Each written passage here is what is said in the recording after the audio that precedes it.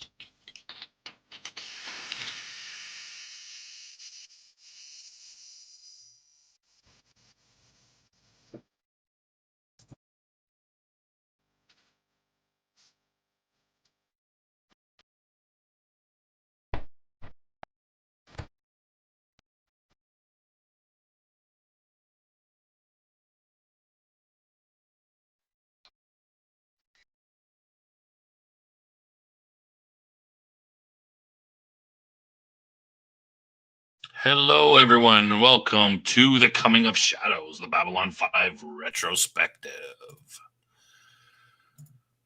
This week, we're talking about episode 6 from season 2, Spider in the Web.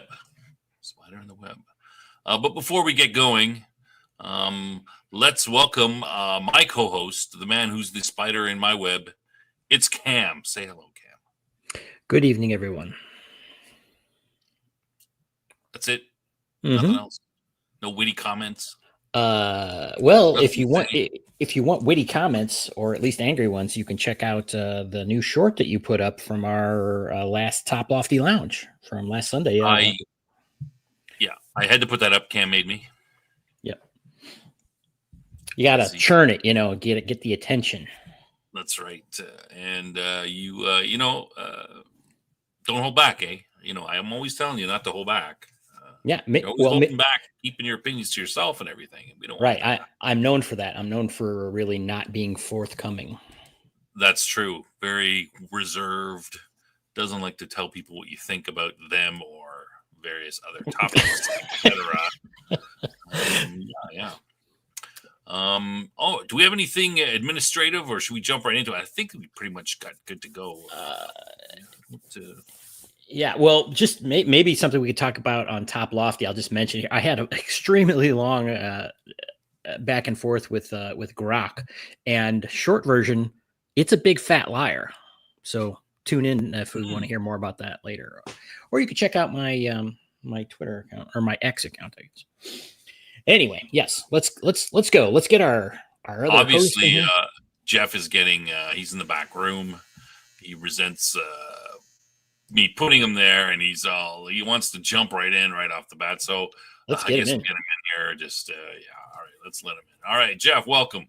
Hey, man, God, Snob won't shut up. What the hell? I talk a lot, I'm just kidding. I'm a passenger on my own show, but not today. But getting a damn number out of you for an episode for a rating is like pulling teeth. That's right. I like to keep my close to my chest. Everyone who may not be aware, Jason will not be joining us tonight, unfortunately, but I'm sure we'll see him next week. He's got a regular job and like other people. So, does he? I keep forgetting that. All right. I guess we should jump right into it. I don't think no point in wasting time. We've got it says here that I've got 8 people watching. And let me just take a quick look. Q2 Madman's in the chat. Who else? Dave's in the chat. Hey, Dave, good to see you. Yes, greetings from the Narn delegation. Yes. From the Narn delegation is on board, huh? We love the Narns. Awesome. Who else? Snugs is in the chat. Hey, Snugs. Also, a big fan of Cam. He is. Yeah. Umbras. Umbras.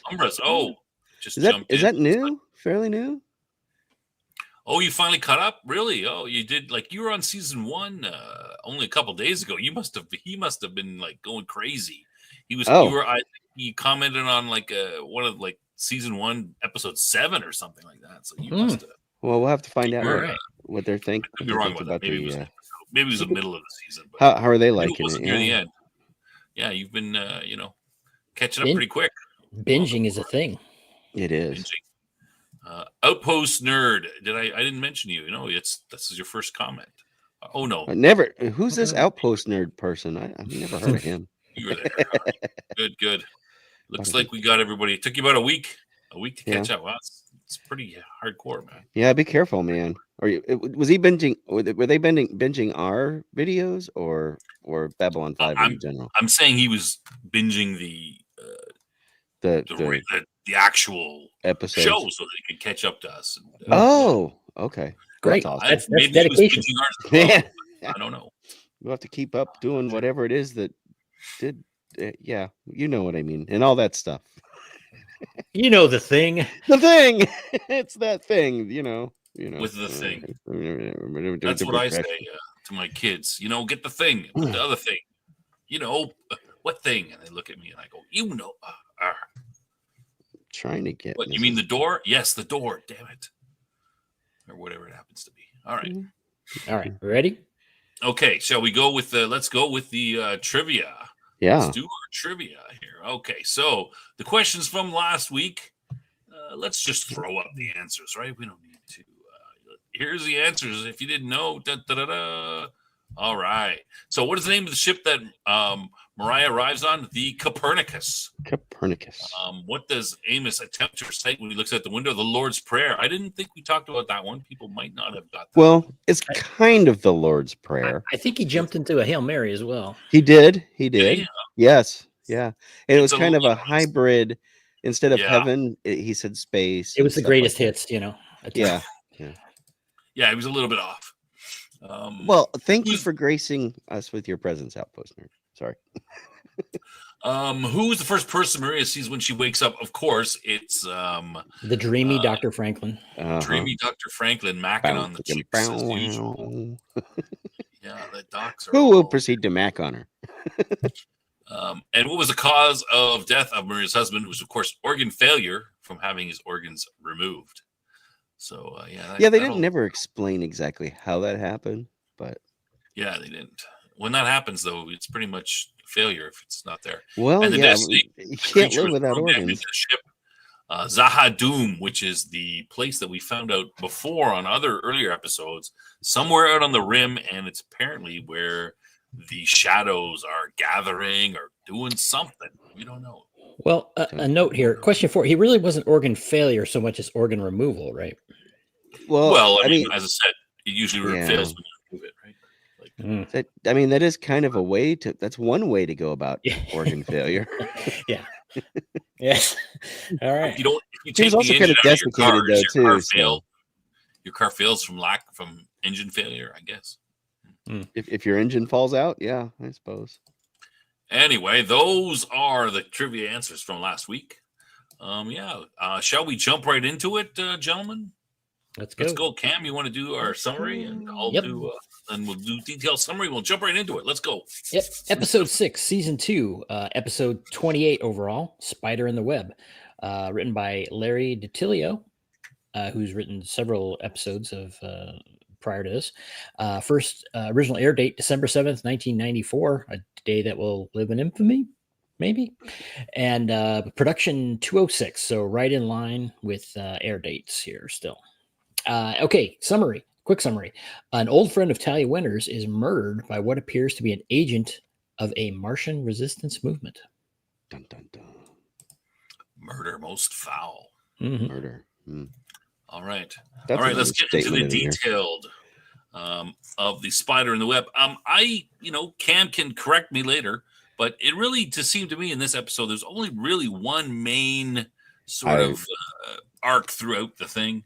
We start the episode off with Isogi, who's a friend of Talia, is on Babylon 5, and he's hired her. She's doing some sort of doing a job for him, and he's in getting into some sort of negotiations. We find out that he is speaking to a woman, Amanda, and they are.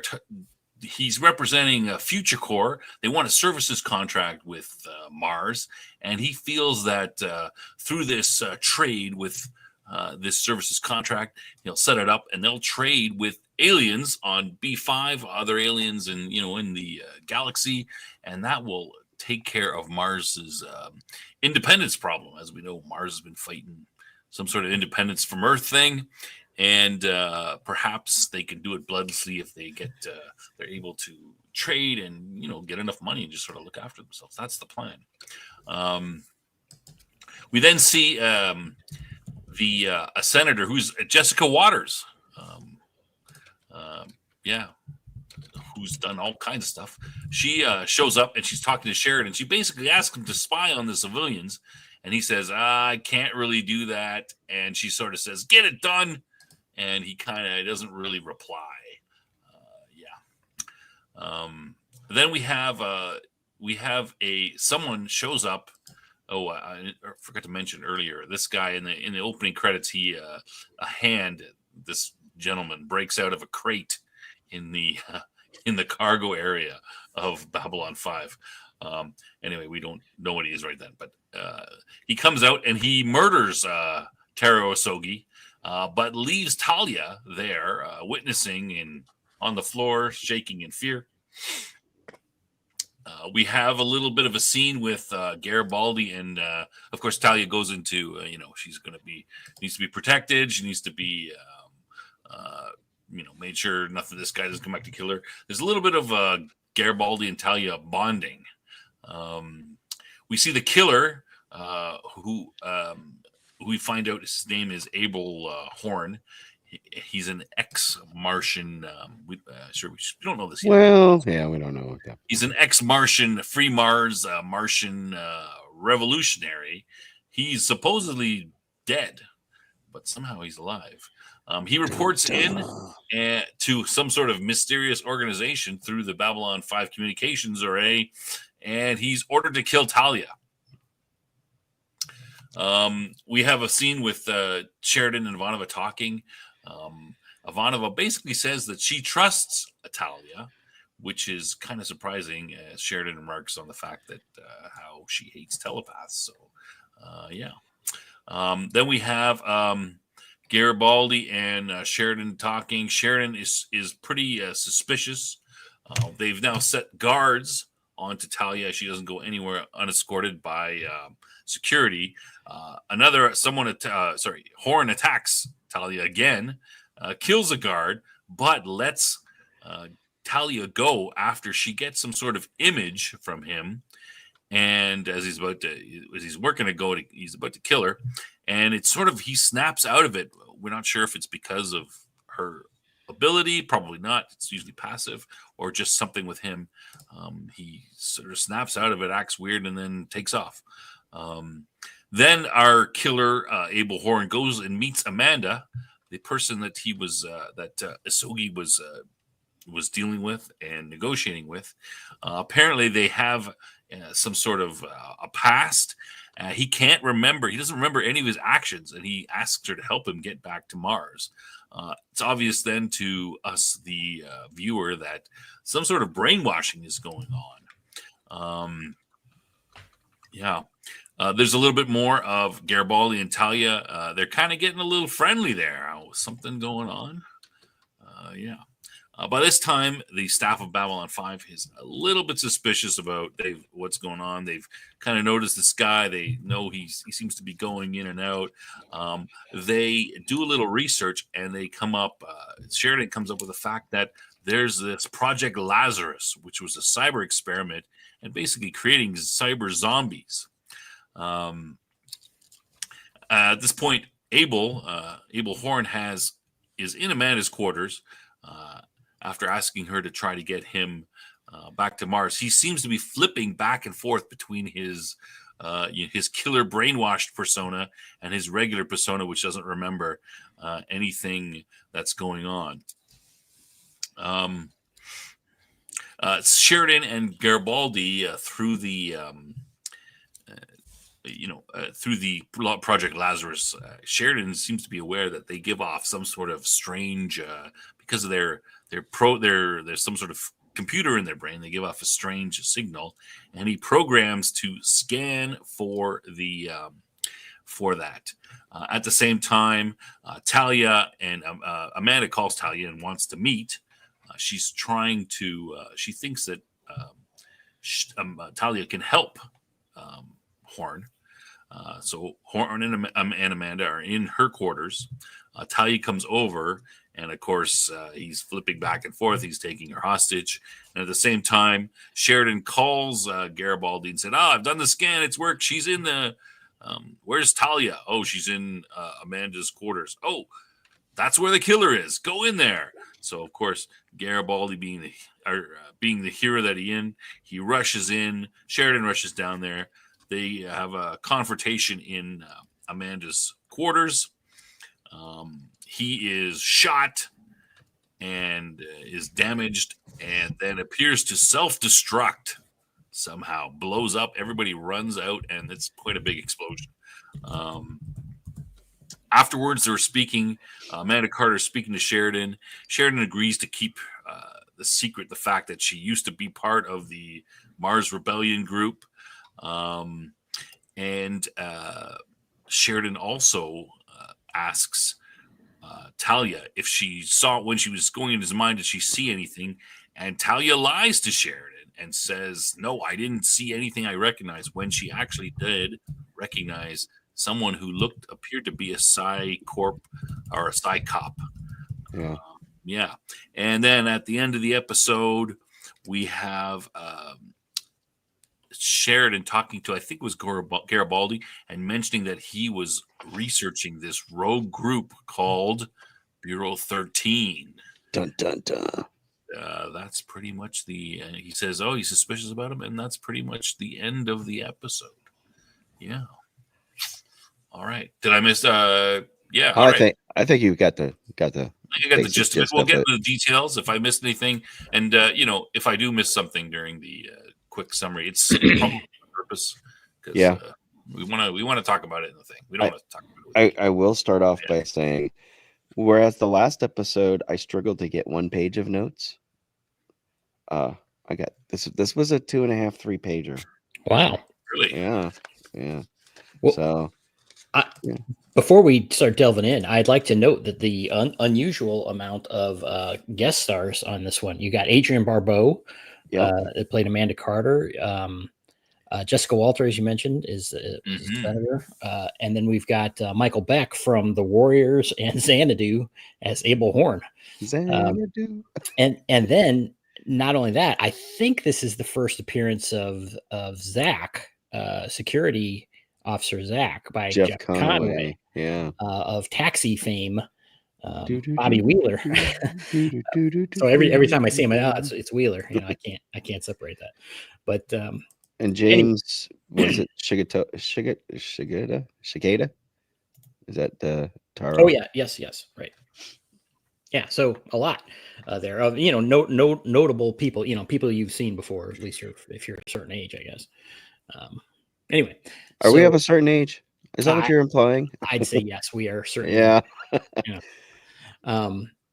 So I guess we usually start out, Snob, with the kind of the A and B plot, and yes, is there an A and B plot? Yeah, they're tied pretty tight in this one. Yeah. I guess if I had to, A1 and A2 plot, maybe. Yeah, it's the murder, right. The murder and the Mars, all the Mars stuff going on, and then of course Talia's tie into that, and I guess kind of the subplot of that would be the whole Bureau 13. I think that's an arc. I think it's like it's at least starting one. So this is an episode that has a lot of you're starting to put new stuff in at this point, as opposed to bringing things together. This seems to be one that's putting new strings out there. I did like, of course, in the first scene, before you even get the credit scene, you start off with classified cargo, and it just says classified cargo on the sides of these containers, because apparently they want to make sure that they mark it so everybody knows, hey, that's what we're looking for if they're looking for classified cargo. Yes. Ah, It's interesting that the guys in cargo don't you've got this big cargo box, and then a guy's in it and he breaks out of it, and nobody shouldn't goes, nobody's there hey. watching classified cargo. It's But just even if sitting you're not there in the dock watching, of the bay. you think you'd come over afterwards and go, hey, there's a big hole in this box now and there's nothing in it anymore. Well, he doesn't Uh, break out. He opens it. It opens. It does well, open he up, sticks kind of his like hand a out. And he suitcase. dramatically sticks his hand out. He That's does. right. Well, I yeah. assume that there might be some sort of seal that would be broken, but yeah. Mm.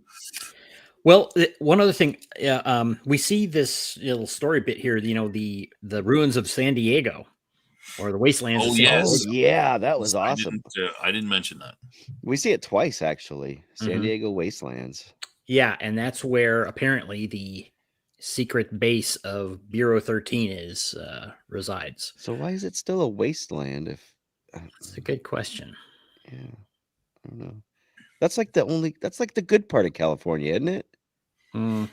San San Diego. Diego. I don't know. I don't know. Is there any part of California that's good?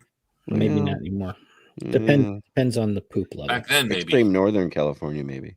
Yeah, well, California's beautiful. Let's make no mistake about it. It's just Yeah. another Oh yeah, problem. yeah. But Well, not to get off on that tangent. In this world, San Diego sucks. Apparently, it reminds me a lot of New Chicago. yeah, a nuclear exactly. Yeah, Buck Rogers there. Yeah. Yeah, Madman makes a good point. Yes, San Diego wastelands was destroyed in terrorist nuclear bombing, which is Yeah, they mentioned. did mention that. We did mention that. Yeah. Yep. I was going to bring that up, but he beat me to it because he knows too much.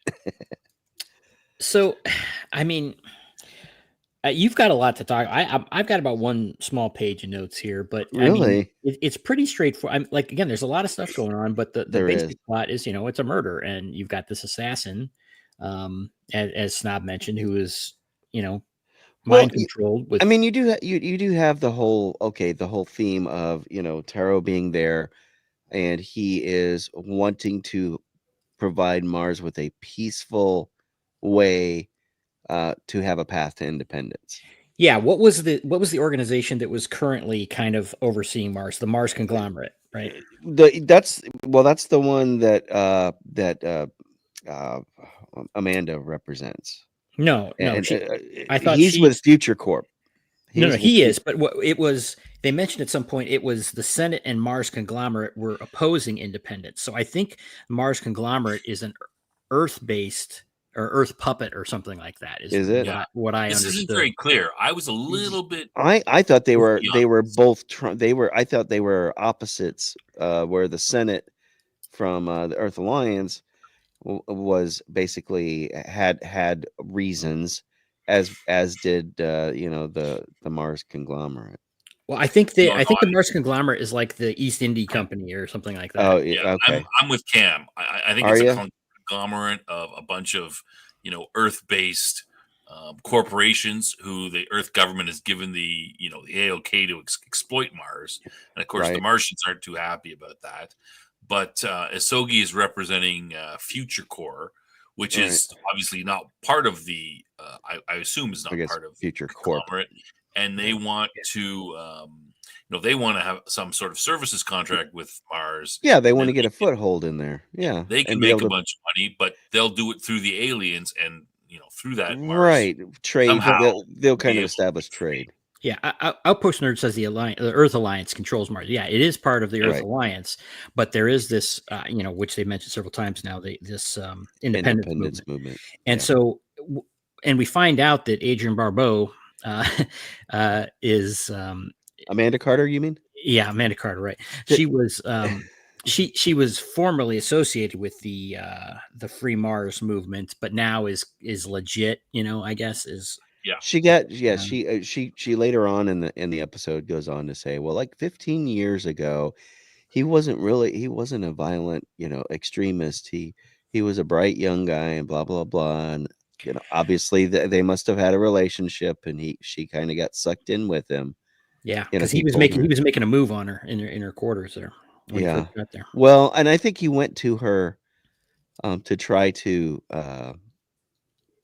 for help. I mean, I think he was legit, and when he did that, Yeah, of course, we're he skipping yeah, ahead. yeah, he was. he broke out of his programming and he's like, I'm on Babylon 5. I need to get back to Mars and do my stuff.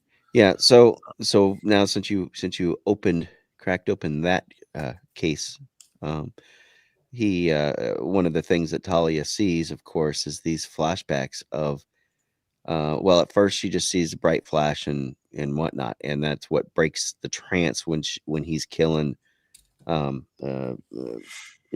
What is it? Ego. I can't. Sogi. Isogi. I wrote it backwards. I wrote Igosa. Isogi. Yeah. Any rate, and then the second time when he's killing one of Garibaldi's men, who's escorting Talia for security purposes. She gets a little bit better glimpse, and she sees a cruiser. I think it was that she said. Yeah, it's one of the modern heavy.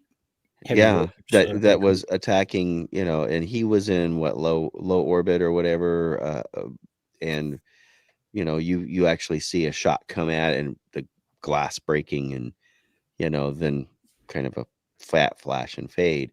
Yeah, and he's reported to be dead, or believed to be dead, or officially dead. Right. Officially, he is dead.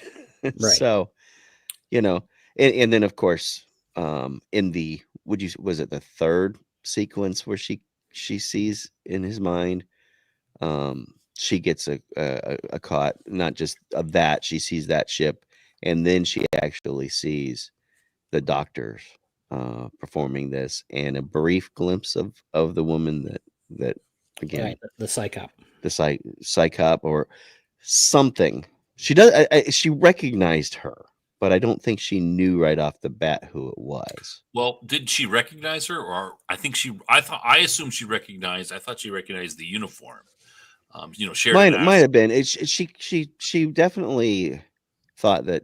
Oh no, these are my people that or the psychops that are involved in this. Yeah, which is why she lied about it. Yeah. And and there was 4 of these sequences, right? And then the 4th sequences, you get the doctors performing the surgery, and and you hear, he's ours. He's finally, he's completely ours.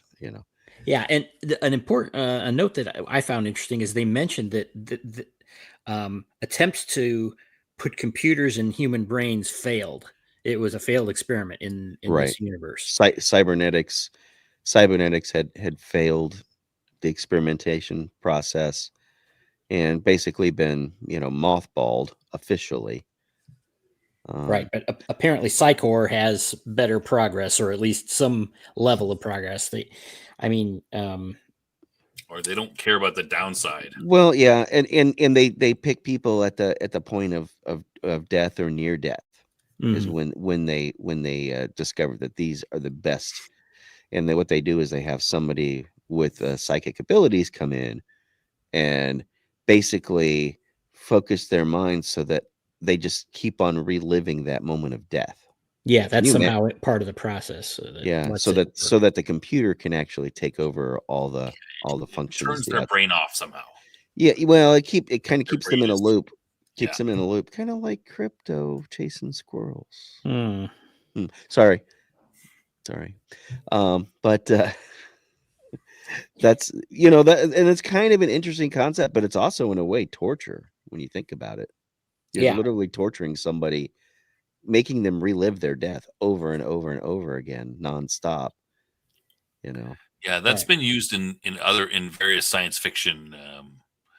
A couple different science fiction as a way to torture prisoners, or as a mention, I kept reliving my own whatever. So yeah. So we've got I just blanked. Sorry, someone else talk. I lost my place. Okay, well, let's see. The big question is he legitimate? And of course, Talia has a relationship with Taro, and so she kind of trusts him implicitly. She's known him. You kind of get the feeling like she's obviously dealt with him many times. They're old friends. He's significantly older than her, so I don't think there was any relationship implied. Other Well, he than says, remember, he says at one point in the story, he says that, or she says that he was like a father Like a figure, father. right, a friend. Does she say mentor? Yeah. A yes, friend, yes, she did. mentor. Yeah. So Yeah. she's obviously looks up to him. Which Yeah. it's a little strange that she has such a. I mean, I guess she would work for him, but it being part of the Corps and everything, it's the Corps' mother, the Corps' father thing. Why she would have that kind of relationship with this guy, I'm not sure that makes a lot of sense. But I guess it could just be that in her work as a Well, a and corporate she's not telegraph. and remember, Talia is not a psychop. She's a psychor. Right. So her, Yeah.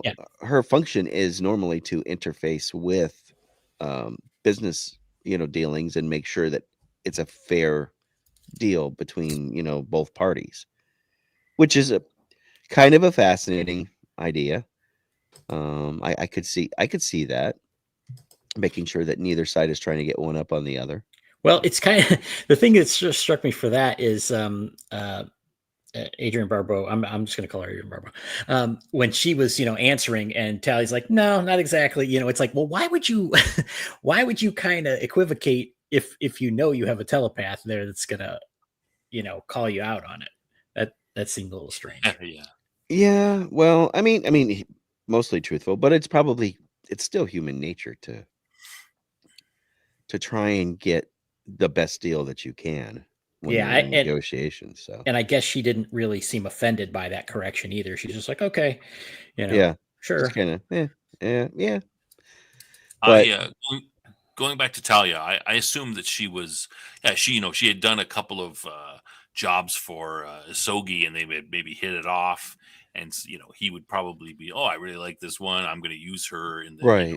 for everything. They started to develop some trust amongst themselves with a bunch of various business dealings. So that I figured that was the reason why they had a positive interaction. I mean, you could have if you're a businessman, you could have dealings with certain other business people, and you like them, and you working end up with. going back and back to that one guy.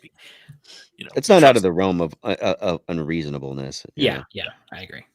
What I was going to say was we again were returned back to the season 1 Sinclair random senator being the chain of command, which that's, I just don't get it, that Straczynski doesn't seem to be he seems to be politically savvy in some ways, or understand political systems, and it just There's I don't know, a lot of senators meddling. Yeah, it just, I mean, who does he really answer to, and having these orders come from everybody. Well, maybe it's indicating that, this is the nature of Earthdome. It's it's kind of like the Senate in Star Wars, and that it's a massive bureaucracy that, all the left hand doesn't know what the right hand is doing, kind of thing. Yeah. I actually appreciated that, because I think that it kind of shows well, first of all, we're getting a little back. I mean, we think Earth is a little more chaotic because of the coup. Mm-hmm. Alleged coup, right? Alleged coup. Yes, nothing to see here. Move along. These are not the fact that this happens again kind of implies there's some chaos, and also, the thing that the senator asks him to do is illegal. I mean, he lays it out very clearly. It's illegal.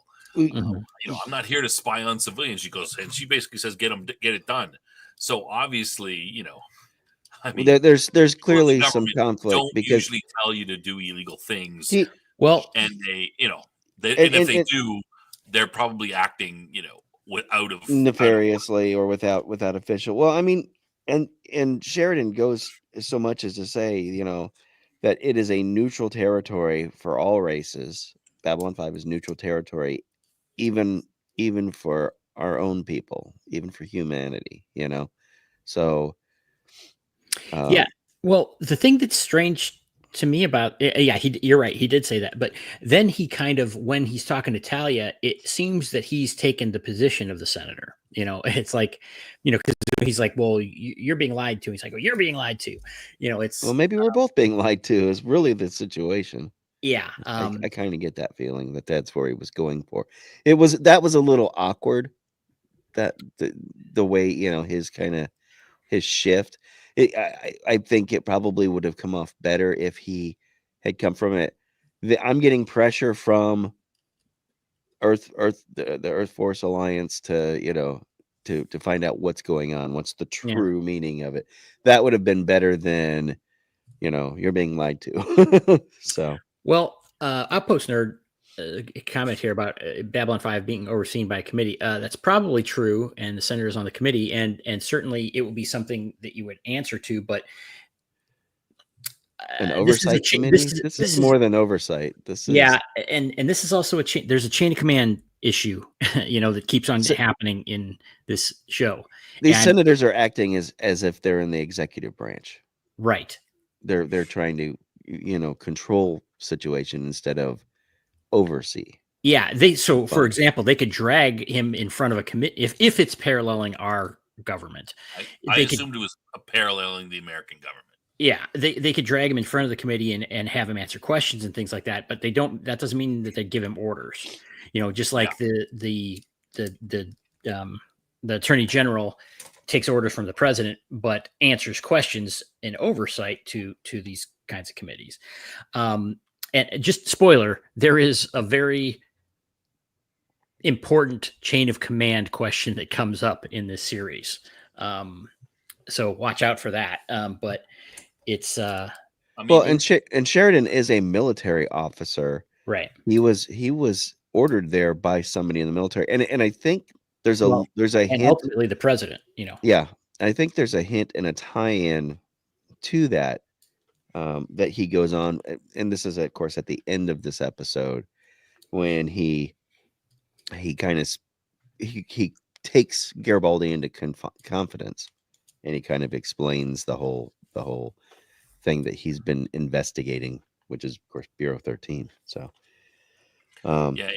it seems that these senators aren't they either don't know or don't care, but they keep giving coming in and giving Sheridan and Sinclair orders as if they're in charge, but they only have the ability, I'm assuming, if it's like the American system, they have the ability to call you in front of them and testify and ask you questions under oath. But yeah, like we said, Sheridan has a military, an admiral or a general or somebody, right? Who's tells him, hey, it was his, he should be following their orders, right? Yeah. And the other fact is she's asking for something illegal, so clearly this is not legitimate. Yeah. He fights it. He fights her on it. He says, my job is not to spy on civilians. Right. And he does not agree to do it. Actually, she tells him do it and then hangs up. And he's like, then he kind of does it anyway. Sort of, a little bit. I mean, sort of. Welcome, Weatherman. Hey, Weatherman. How are you feeling tonight? Hopefully well. So yeah, we're up to 15 viewers. Right on. Welcome everyone. Hey, sweet. Welcome everybody. Welcome. Well, what go else? Ahead, Kim. I want something. I like. She said it was a threat to Earth Alliance security. Yeah. That was her emphasis on that. Yeah, it's a threat to their monopoly on power. And Talia tells Sheridan that Sogi, she honestly believes that Mars can win independence without bloodshed, and that's Isogi's goal. He is also, it's a shame that he was on and died so fast, because he seemed to have done a lot of his homework. He knew all about Amanda's background and her family. He goes, her grandfather apparently was one of the first to volunteer to pilot the Mars colony ship. Or great grandfather, was it? I think it. So he was a gung ho Mars settler, and so she comes from a line of people that settled on Mars. So she's multi-generational Martian, I guess, right. At that point. Not too different from some of the the founders of the United States too. Mm-hmm. And I think that's the parallel that they're trying to make, is that Mars is kind of seeking independence, kind of like the U.S. did, or what became the U.S. like the 13 colonies were. Right. I think that's it. Did you pick up on that? Is that kind of the Yeah, as a general. yeah, and Very generally, I mean, it's any sort of independence. Yeah, and it's nebulous enough, but Yeah, it could be related to. I mean, and America rebelling from, England is kind of the most obvious and most well-known one. But I mean, I didn't actually see anything specifically that would, there's not any references of anything right. that happens that sort of parallel the American Revolution or anything like that Oh, I saw anyway. well, the But one thing that the one thing that did, maybe make me go a little bit, um, was because you look at um this the bad guy in this, right? And you could look at him from the perspective that he's one of those T people, capital T, and then you could also look at it like he's kind of a freedom fighter, liberation, let us, that type of thing, part of the revolutionary heroes, of the Martian colony.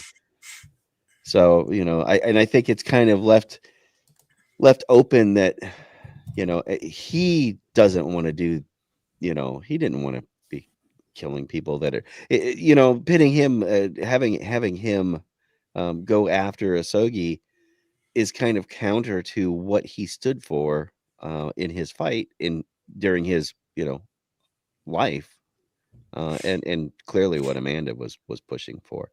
So I don't know. What do you think? well, I think that's the point, right? The point is that they're using this. I mean, they're using this guy because they have him ready, but having him scream "Free Mars," there's a couple of layers of things that's going on. They're also trying to discredit the Martian, the Free Mars, Martian independence movement, right? So there's a couple layers to the situation. They're getting rid of a guy who is obviously, Asogi's obviously, well known, seems to be respected, and he seems to have a plan, one that he thinks is going to work.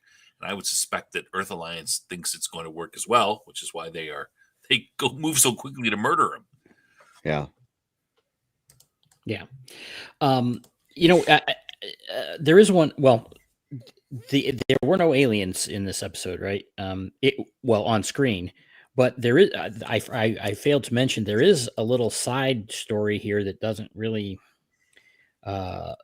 merge in here, and that is with the Takar aliens that they talk Yes. about, and that they're The coming to green visit. cloud. Yeah, right. That's their ship apparently. That they're coming to the station for a conference to, join, Right. as one of the members. And we don't see them. Sheridan has the meeting with him. Apparently it goes well. And then he kind of muses about his first contact with them. He's talking to Ivanova about it, Right. but we don't see him. Right. And, so that was a little bit of a strange insert. I mean, there was nothing wrong with it that I saw, but I was like, cloud people? I we don't know what they I look don't like. think We so. just know the way that the chairs have to be aligned and stuff like that. Yeah, I don't remember if we see them later on or not. No. I assumed it was just a throwaway, but Well, I don't know. I mean, it's obviously Sheridan. Well, he says it's good to be captain because he's now offloaded that on Ivanova. Mm-hmm. So, for whatever intents and purposes he's got in there, she's the one that's now pulling her hair out, and he's able to do more of his diplomatic duties, I guess, is the way he looks at it. Yeah. So a lot of this starts to get tied in with Sheridan because he just kind of goes off and then starts researching, and he comes up with this whole thing about Project Lazarus. So he's got Right. and he shares this with Garibaldi, basically, that that this is what kind of allows them to resolve the whole thing. Right. So and then later at the end of the episode, Sheridan kind of explains this to, again, talking to Garibaldi in confidence, I think here. He's Yeah. like, oh, people collect all these things. I collect secrets. And then it's like, so out of the blue, it's just like, oh, Sheridan's like a conspiracy guy. He And, is. Yeah. it's like, that was a really weird insert that it's like, oh, we're just going to throw this out there that now this is something that needs to be in the show. It was very clunky. Again, it's not that it's horrible or anything, Right. but it was very clunky and seems like, oh, we need to explain this. Oh, well, that will here. This will explain it. Not a particularly smooth bit of writing, in my opinion. Well, I thought it was pretty interesting that all of a sudden Sinclair's conspiracy nut. Sheridan's a conspiracy nut. I'm like, Yeah. oh, the Well, low and gunman. if you think about it though, right? This is what, mid 90s. This is 94, right? When it came out, you know who was king of AM radio? Art Bell. Art Bell was. Whiskey 6, Oscar Bravo Bravo. Yes, sir. And you know, so it makes sense that was really, really popular, especially, Coast to Coast AM was hugely popular right in 94, 95. So I think maybe he's kind of tapping into that a little bit too, and in a Well, lot of the I'm not sure that it seems particularly credible for Sheridan, given that his duty has been out on the rim and such as an explorer, not deeply tied into politics and stuff, right. and all that. So I guess it's like if it was a hobby, it's like, oh, he just enjoys that kind of thing. But this seemed more than that. It's he had evidence He had about a secret information. program. Yeah, yeah. He was and collecting information. How was he doing that from the outer rim though? yeah, exactly. That's why it just didn't And a fit. high-ranking military officer being a conspiracy nut, that would be, maybe a couple of the privates is in part-time, but Well, maybe he's been doing seems a it for little bit years, as he went up in rank, he got access to more information, but they don't explain it well. You're right. Right. Yeah, So exactly. It was if Sheridan is anything, he's a high enough up. He's part of the conspiracy. I mean, that's where he is. Potentially, yeah. yeah. So again, Without knowing it, even. maybe I'm missing something, but if they wanted to kind of wrap this into the whole thing and about why he's here and why he was chosen, they could have done a lot better job of it. He should have come across something that didn't smell right to him, and the more he looked into something, the more that unraveled. I mean, he does talk about, his time on IO when he's talking to Ivanova. Apparently, she's a Klingon and throws people from third-story balconies into pools. Whether or not she knew that pool was there is irrelevant, I guess. But I mean, if anybody should be the conspiracy nut, it should be Garibaldi. right. Yeah, The suspicious absolutely. security guy who has had friends of his murdered by criminals. I mean, he's the guy that should be digging in and going to Sheridan and saying, "Hey, this is," and Sheridan being like, "Oh, are you sure? Come on." It also could have been done that Garibaldi had that kind of thing, and Sheridan happened to have a singular experience where he knew something about this because of something he was involved in. Yeah, and then it's like you put the pieces together, and then they find something. Right. Yeah, there was, I would be something for me. It would be something like, Sheridan would say, there is this. Garibaldi says XYZ, and Sheridan goes, you know what? There was this one time I was hanging out with my father, and we were at some sort of this diplomatic soiree, and this guy said something, and that reminded me of, and it was a little weird and something. And my father told me, forget you heard that, or, something like that. Yeah. Well, yeah. And I didn't even see that could have been a tie-in. Yeah. I mean, they could have, having grown up as an ambassador, the son of an ambassador would have made, he saw a lot of things that were just slightly off or whatever, and he picked up on it and started, but it's just kind of like, oh, hey, look, I'm a conspiracy guy too. Right. It was just kind of sudden.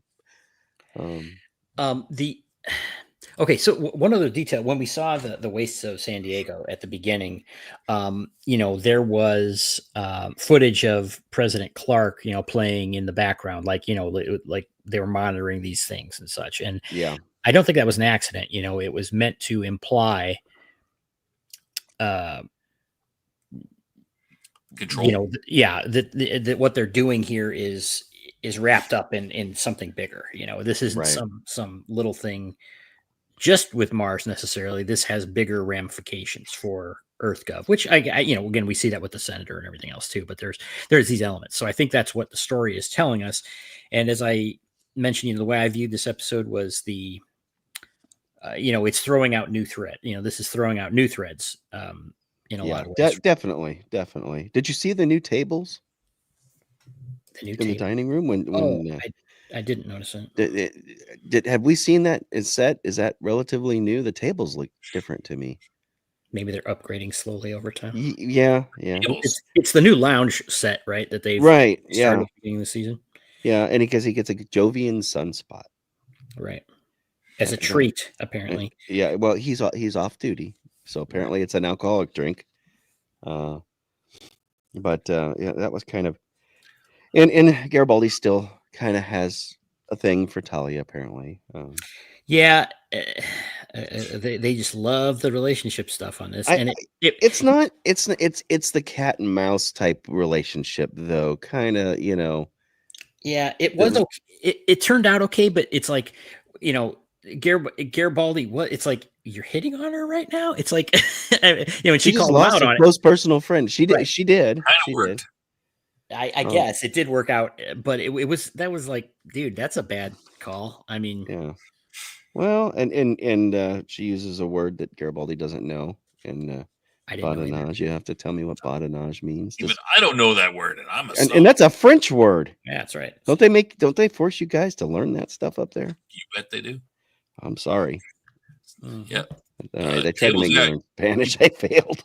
We're running out of material to talk about, Outpost Nerd. I think this one's Count on Jeff to notice the interior design. I noticed that. Well, and then of course, I got the access code, which might be, who knows? It's Alpha 66 Zeta 3. Yeah. And that's when so after he reports in, I think it's kind of funny because he's got the little hand, and I'm talking about Abel again, and he goes to the thing and he says, and the computer comes back, that's an invalid access code, and then you know, so obviously there's embedded code in the Babcom system. it's a dark web. Yeah. So it triggers it to, you know, and the next thing you know, he's talking to what we find out later is Bureau 13. Identifies Talia, a witness is identified as Talia Winters, telepath P5 level. Right. I don't think she's P5 anymore. Well, not anymore. Well, that was, but that's their information. So I think that's they're, you know, and then he goes into search mode for Talia, which I thought was kind of interesting. Well, clearly, it's like having a security escort is next to useless. And well, this guy, he just pops out of nowhere, and you know, the poor red shirt. I mean, you know, he's like a red shirt. You know, it's like, well, we lost another one. He's a Terminator. Come on. I guess. Yeah, he's kinda, but you know, he's still subject to regular weapons.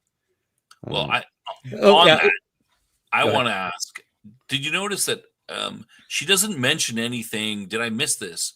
When Asogi's killed, she doesn't mention any of the fact that he's got like lightning hands or anything. Like she just sort of just say, "Oh, he attacked," and she doesn't mention it. Or did I no, but that? Garibaldi. They talk about him being dying from electrocution, right? Yeah, because he even later said on when they mentioned that, but you think she's like, "Oh, he attacked him," and he had lightning coming out of his hands. Yeah. Like that'd be the first thing that would stick in my mind. Now here's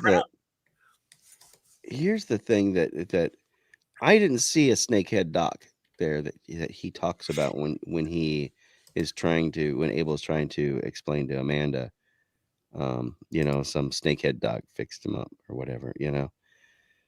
But then he goes, you know, the telepath knows something, so he tells her to get, maybe is that the computer trying to take over and tell her to get her as a trap to lure Talia to Amanda's quarters, or is that him actually asking for help, or is it both? I think he's breaking his programming.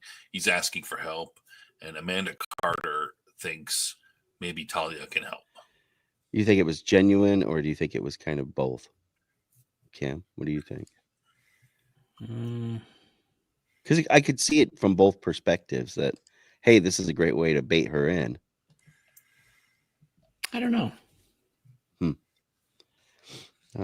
But I think it's genuine. I mean, he's obviously flipping back and forth. He's, I think that's the point they're trying to get out, that he's breaking his programming. His programming's not working. He's shaking. He's, doing weird stuff. yeah, he's clearly in a struggle. How do you think his performance from that was? Was it did you think it generally was believable, or was it a little over the top? I thought it was pretty rough. Yeah.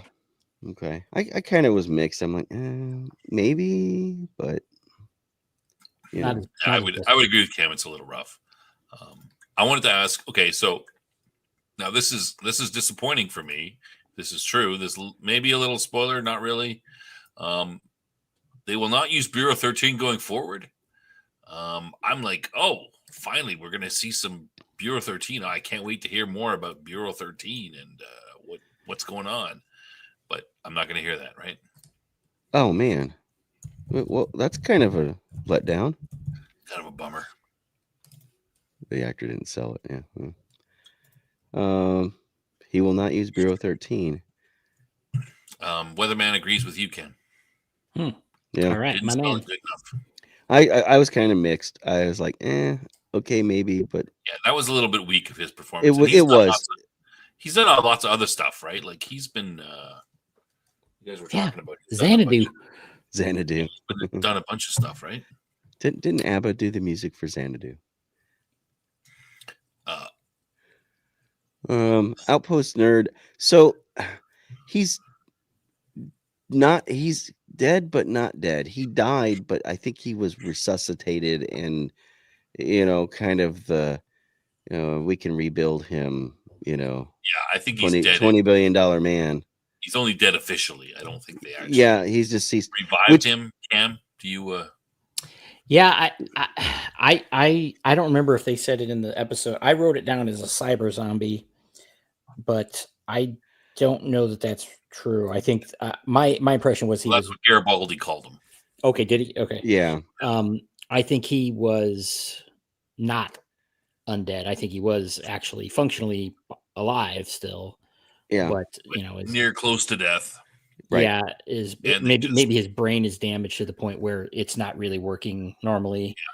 Yeah. I mean, obviously it's being controlled, but even when he was not directly being controlled, maybe he's just got like these residual memories or something that are kind of animating him. I don't know. Well, he did know Amanda, and he did, reach out to her and ask her for, help me. And that's him remembering. What did they do to me? Yeah. Yeah. So the computer suppression isn't quite working. Maybe like Universal Soldier or RoboCop. RoboCop would have been around about that time too, right? That RoboCop tape. Yeah. Yeah, kind of. I think that's what he was. It basically was like RoboCop, but for nefarious purposes. They rebuilt him. They changed his hand out, and he's able to interface by sticking his finger in where they normally put the crystals, right? So, which is kind of a fake hand. Yeah, his fake hand. Which I wonder if that's where the computer is, or if there's a chip in his brain. Obviously, there's probably all kinds of stuff.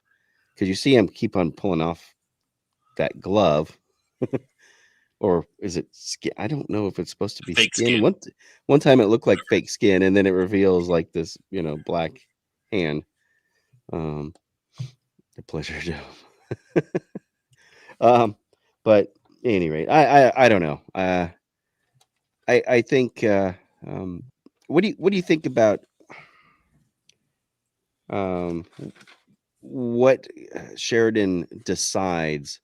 Seems like Sheridan's kind of trying to he wants to cover up a little bit of what happened, I think, on the official side. We want to talk about this? Sure. So at the very end of the show, this was kind of the big thing for me. It seemed to me at the end of the episode that Sheridan has decided that he is going to start interfering with what's going on. He's going to take some action and, find out what's up, and now start to not just sort of sit passively back and be the captain of B5 and do whatever. He is now taking some sort of active role in what's going on.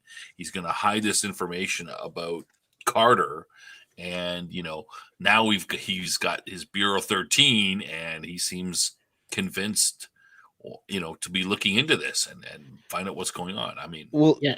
he reveals he spent 6 years. He was brought into somebody's confidence. I don't think he quite says who, but he's been looking into a rogue agency for 6 years, and 3 years ago he was kind of,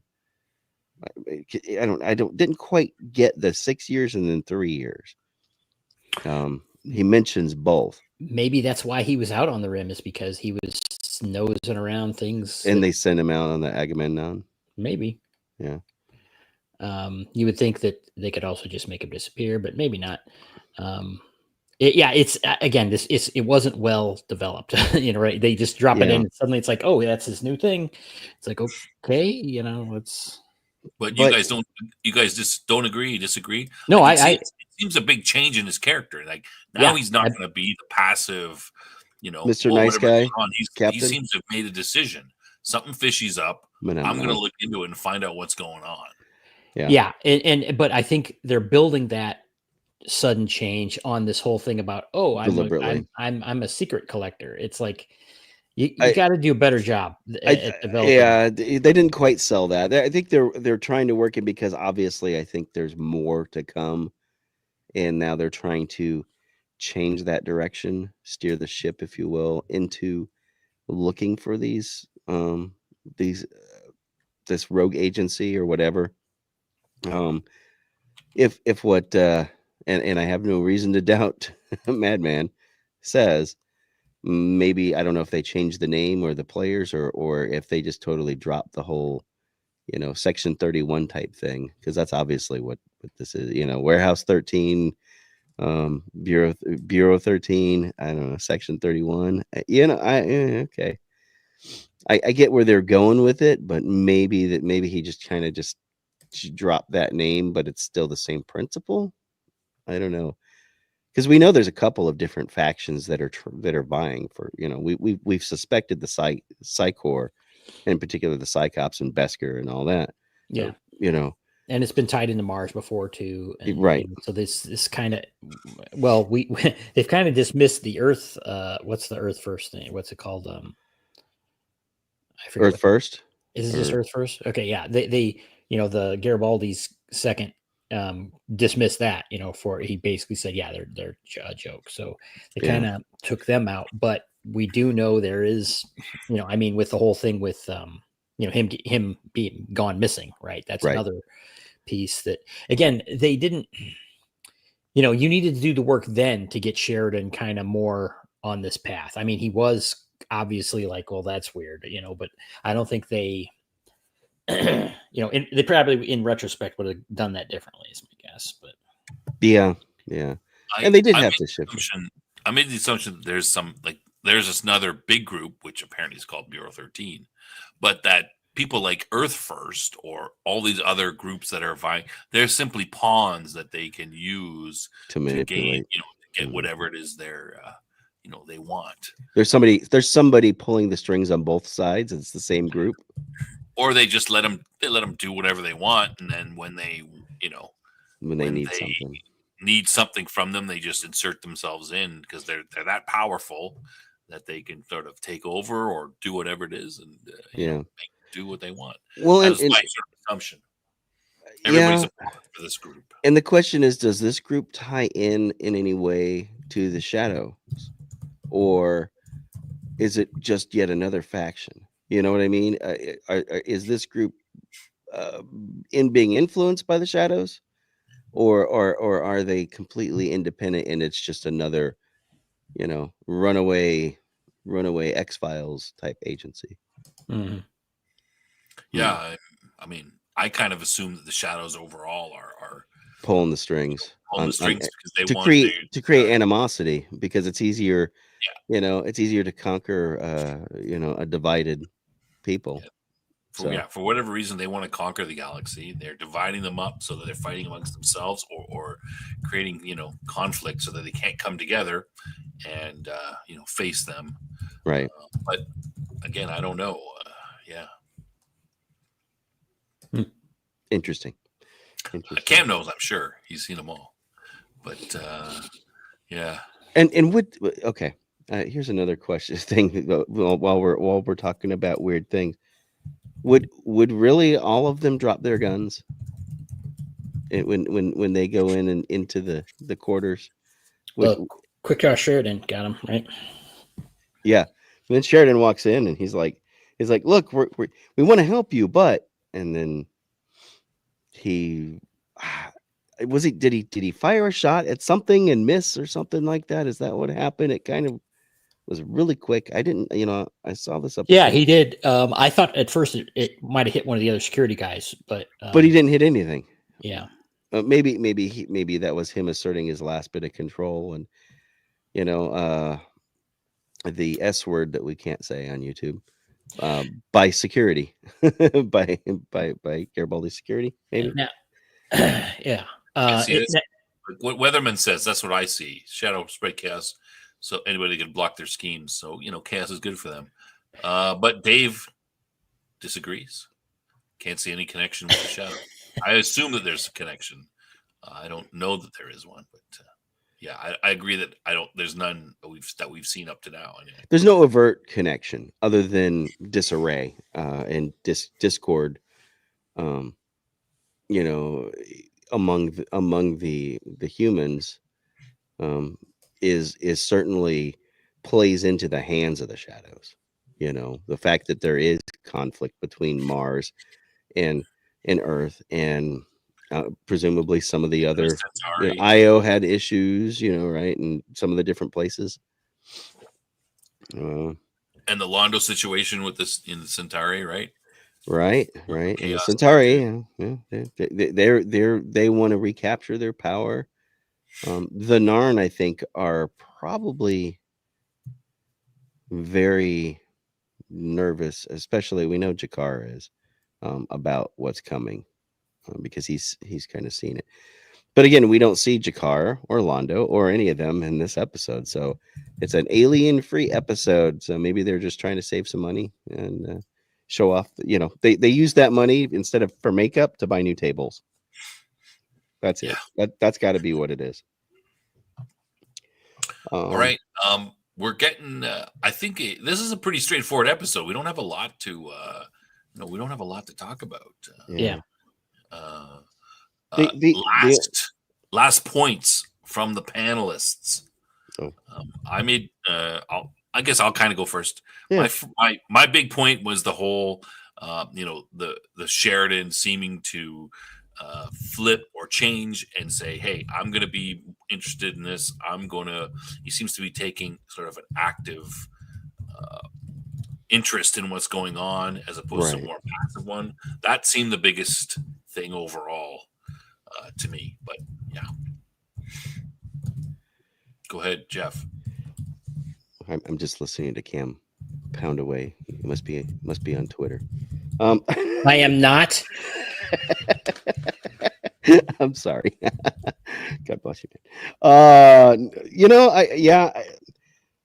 I think overall, it was pretty good. But the one thing I think that's kind of interesting is that last scene that we run across, where we again go back to the San Diego zone, and you see. Because at this point you've only seen that woman's face. You haven't seen her face. You've only seen her hands and just the partial profile of her face. And they say that the mission was only partially successful. So it had some success. I don't know if they're considering the success because they killing took Taro Asogi out. Yeah, Taro out.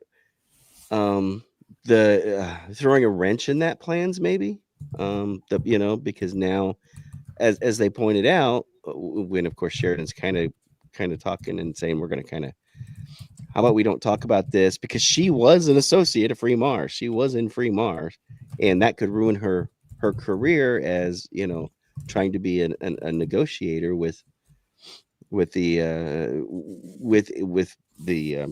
whatever corporation that it is, Future Corp. That could hurt her in her position if it comes out that she was part of Free Mars. And yet Sheridan's willing to kind of cover that up. So basically he's creating his own conspiracy, in a way. Note on, so that Psycop was, Talia looked her up and was able to find her, and she was also listed as dead. Well, and that's where I was going with that at the very end.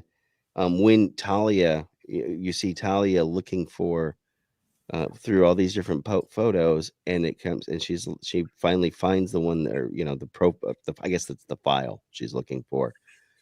And it says deceased is sitting there flashing, and that's kind of a, so yeah, people that are dead but not dead, so any rate.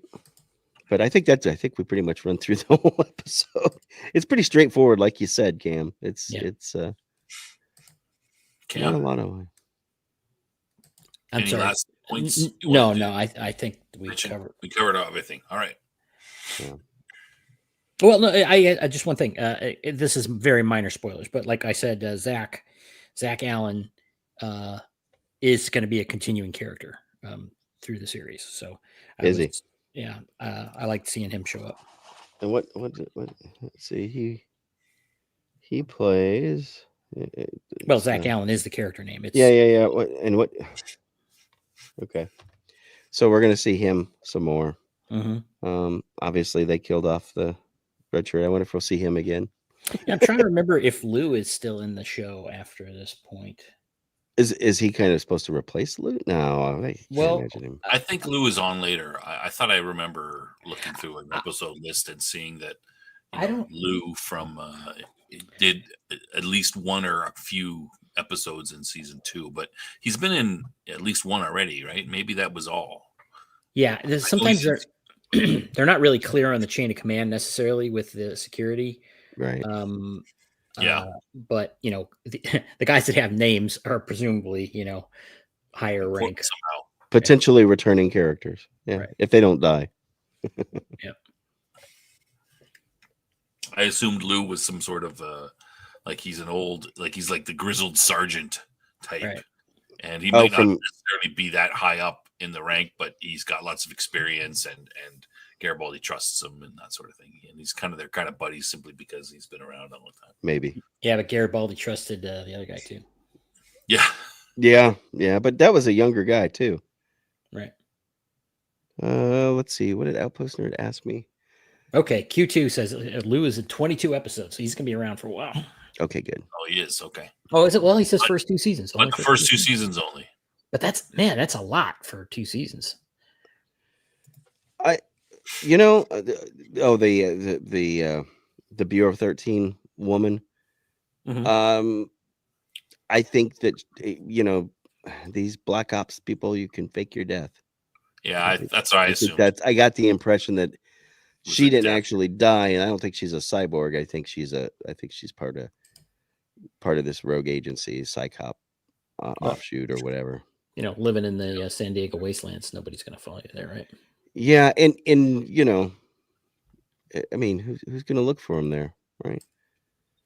But perfect spot. Yeah. The government probably blew up San Diego in order to use it as a secret. Same with 3 Mile Island, right? My wife has toured 3 Mile Island. Yeah. All right, and they're going to reactivate it. They're reactivating it. Did you know that? Let's do trivia. Okay. First, and then we'll go and we'll do final thoughts on the episode, final scores and everything. Yeah. Sure. Change it up a little bit. All right. So, trivia questions for next week. For which corporation does Taro Isogi work? A pretty easy one. Yep. What is Garibaldi's third favorite thing? We didn't I was answer gonna mention it, but now I can't. It's too late.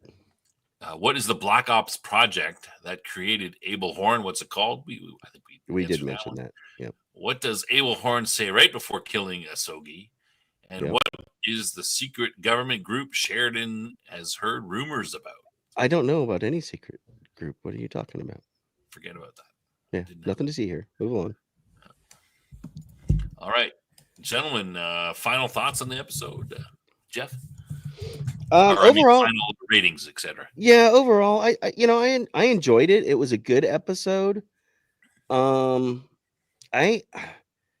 after having our discussion this evening, I kind of dropped it down a little bit. I'm thinking 7.5 to 8. Honestly, I was going to go for an 8.5, but I think I've dropped it a whole point. Just because you did point out a lot of the issues. So an 8 would be pushing it. But it was good. I mean, it was above average. Kind of not, sad to hear that they're not going to stick with the name that they, just maybe it was just a trial balloon, Bureau 13. I don't know.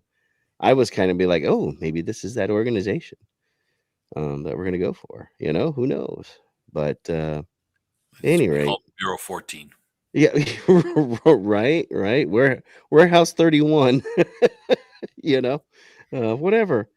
And maybe that's why they went that way was because of like DS9 didn't they introduce the Section 31 and all that stuff going on. So maybe it's like, oh, let's kind of move. We don't want to be as direct. Who knows? But yeah, 7.5, 7.5. I think is fair, above average, or well, but Cam. Again, this is kind of a middle story episode, where so there's not a lot of satisfaction within the episode itself. So, for me, this is like a 6.5 kind of thing. It was fine. It doesn't stand out as one I'd want to watch repeatedly or anything like that. But it was fine as a functional episode. Yeah, I'm kind of agree with that. It would kind of average the sort of the 6.5, but it's weird because I don't think it's particularly a great episode. It's kind of middle of the road, average, but I actually enjoyed it a little more than average. So yeah, that's kind of interesting to me. Saying I don't think it's particularly great. It's kind of in the average of them, but I actually enjoyed it more than more than average. So yeah, I appreciate the conspiracy stuff. I like the pushing pushing the story along a little bit. We're finding out about Bureau 13, the secret government organization, a little bit about the the San Diego wasteland. I appreciate them cutting us back to that. Yeah, so I mean, I liked all those aspects. I mean, we're kind of missing my favorite, anything without Londo and the Narn and their interaction and stuff is not, it's not going to be as great because they're missing out on those guys. But yeah, overall, I enjoyed it more than I would rate it. So yeah. So Weatherman says he would consider average a 6, so this is a 6.5. Well, I mean, yeah, maybe like I said, 7.5 above average, but it certainly was not not the best episode we've seen of the season, not the worst episode I think we've seen this season either, right? Didn't we have one that I gave a 6 or something like that too? So, but it was good. Yeah, it was entertaining, and it entertaining. Yeah, interesting. I liked the intrigue. I liked the the kind of the spy versus spy type stuff that they've kind of got going on that they're trying to introduce in here. Again, if Bester was in it, maybe it would be better. Or if he was involved, if we would have seen them pan out and he was there, that would have been like, aha, but maybe that's a reveal, something like that. Too much. They're trying to build the intrigue, but good episode. Yeah, but not great. Jeff, And do you so, have any? All right, let's. Any Jeff? Do you have any promotion stuff? yeah, actually, I Not do. You do? We had, yeah. Are you surprised? No. We had Chubby Funster, Greg Christopher, on the show today. We actually recorded it yesterday. Really longer conversation than I thought we were going to have. I think it surprised Jason too. He's got a Kickstarter that's coming out on the 29th, where he's taken Shadow Dark and basically you come up with his own game using that kind of as the core basis for that, allows you to play vampires as a vampire. So kind of interesting twist on it. He's got a lot of stuff he's done for Shadow Dark, which is of course the big non thing, So, but I'll drop a link for the show. Definitely check out the episode on Sci-Fi for Me TV. All right. It's Cam. today's episode. Just the regular stuff. We got Top Lofty Lounge coming up on Sunday. You'll have to let me know what we're talking about because I have no idea. Yeah, we'll talk afterwards. I might want to change stuff. Okay, I got to get my throw some orders. out after. All right, and then otherwise, I've been described as behaving in a feisty manner by one of our guests we had on Top Lofty Lounge at one point. So I guess I'm causing trouble. Yeah. So someone has to. Just regular stuff, I guess. Yeah. I'm the Pisces. So next week we've got I think a pretty good episode coming up. It is the Soulmates. Let me next written week by on Peter the show, David, who recently passed away. Yeah, Londo's three wives arrive in the station. Delin seeks Ivanova's help in adjusting to her new human characteristics, and Talia's ex-husband arrives on the station with an intriguing story. A fellow Psy-Corps telepath arrives on the station. So that's kind of big things. I mean, anything about Londo is good, and there's three wives. I have seen this episode before. I may have seen this one. I've seen the next three episodes. I saw them in January when I was trying to catch up and then binging. Stop. It's hard to stop binging. But after that, yeah. So it's pretty good. I think we're going to like it. Good episode. Yeah. So stay tuned for that if you can. Join us next week. And what else is going on? Oh, I wanted to mention here. Let me put this up here. Put up. This is our. This is the Discord. It's going pretty good. You guys are pretty involved. We've got a lot going on in the TV and movies and the books part. People are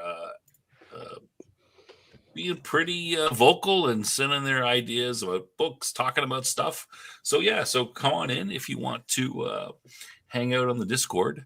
Sci-Fi Snob is the name right up there. Yeah, hang out with people, talk, do your thing.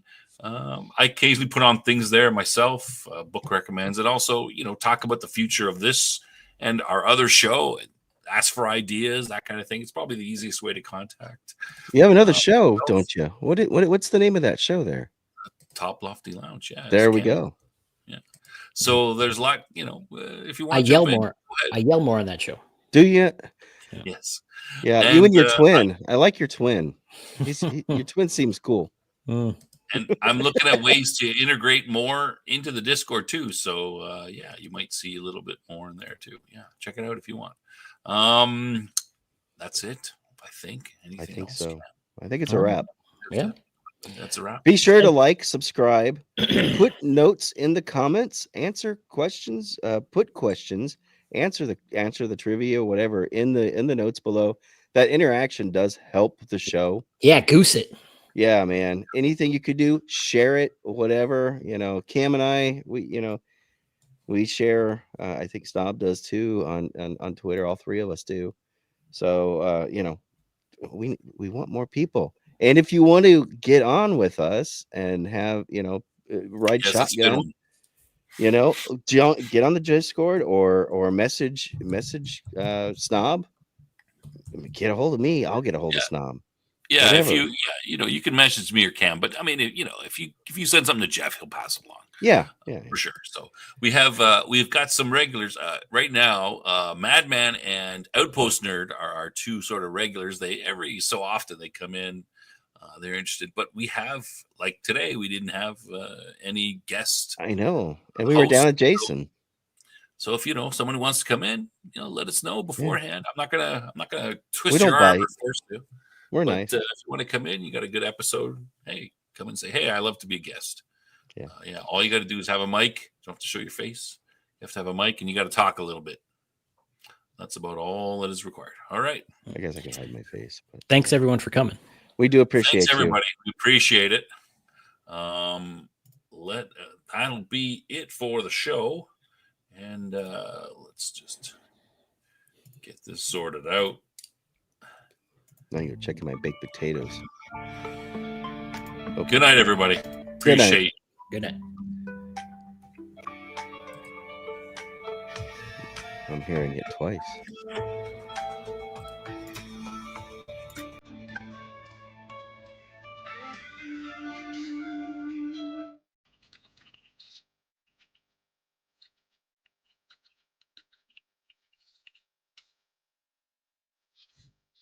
You're playing the countdown again?